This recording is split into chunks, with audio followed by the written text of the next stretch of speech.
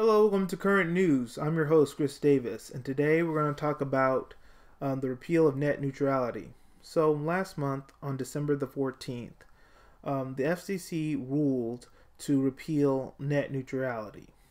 So if you all haven't been following or you don't know what net neutrality is, what it basically is that it guarantees that internet service providers such as Verizon, AT&T, Comcast, and Time Warner Cable could not discriminate against content. Which meant they could not charge more, block, or slow down the speed of any content. They had to treat all the content fairly. But the FCC ruled to pull back net neutrality regulations. So I guess you guys are asking, like, why would they vote against that? That doesn't help the consumer at all. That only hurts, like, the consumer. And you're right. With a majority of Republicans in the FCC committee, head of the FCC, Ajit Pai, former Verizon lawyer, led the charge to repeal net neutrality. His argument is that in 2015, with the Democratic-controlled government, the government overstepped its bounds and trying to control internet service providers. But it wasn't overstepping its bounds. It was protecting consumers from internet service providers who already have too much power. If you watch this video on my right hand side, if you watch this video, this tells you a lot more about how much power internet service providers already have.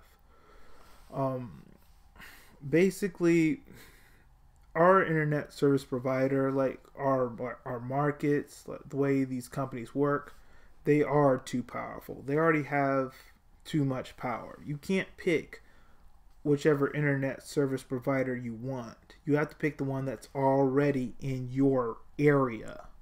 So you can't pick Verizon or Comcast if you want to. You have to pick the one that's in your area, which may be Time Warner, which may be AT&T. So you're handcuffed to them. So if you don't like them, you can't leave them. So these regulations that they pulled back already gives them even more power than they already had. They basically have a monopoly. All right, since the FCC repealed these regulations, there has been an outcry in leaders in the tech industry saying how this hurts innovation. And it does, because anyone who competes against these ISPs, they're just going to get their data slowed down, and that's going to hurt their business. But people are not just sitting around and taking it, folding their hands and giving up. You have people who are doing something about it. States, what they're doing is using their state rights to make their own net neutrality laws. So if Verizon wants to put up their phone towers and lay their cables in the ground in a particular state, then they must accept a particular net neutrality law in that particular state.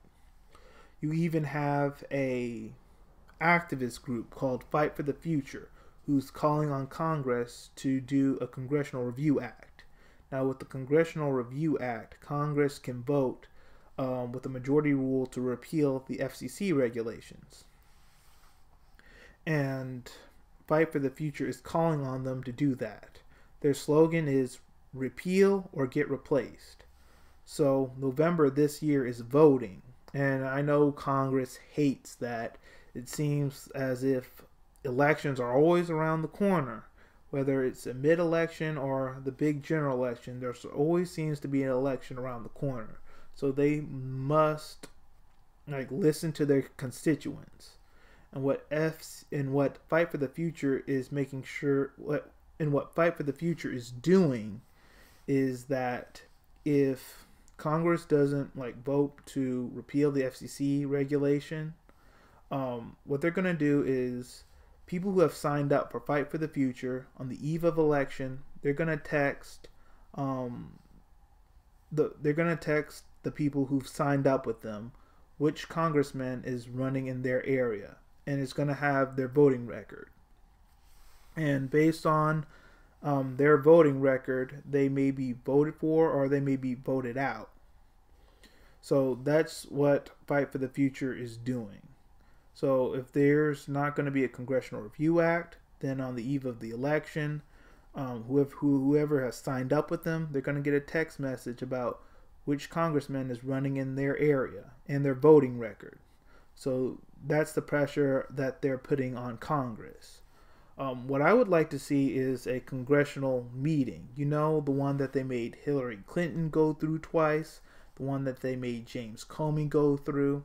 I want to see IG Pie answer questions from 10 to 12 hours about his decision and how that was best for consumers and for the American people. That's something that I would want. But of course, that's obvious. They had Hillary Clinton do the congressional meeting. They had James Comey do those congressional hearings because it was all political. Ajit Pai isn't going to, probably most likely will not be in any congressional hearing because it is a Republican-controlled Congress and Senate right now. Though that's about to change because I hear of a lot of Republicans retiring because of the Trump administration. But that's what the Trump administration has been for this whole year. Trump appointing people head of departments who are against that particular department so they can roll back regulations to help the private sector, to help their donors. So that's really what it's been. That's all we have for today. Let me know your thoughts in the comment section below. Also, follow me on Facebook, Twitter, Instagram, and LinkedIn. I have those links in the description box below. And all of you have a great day.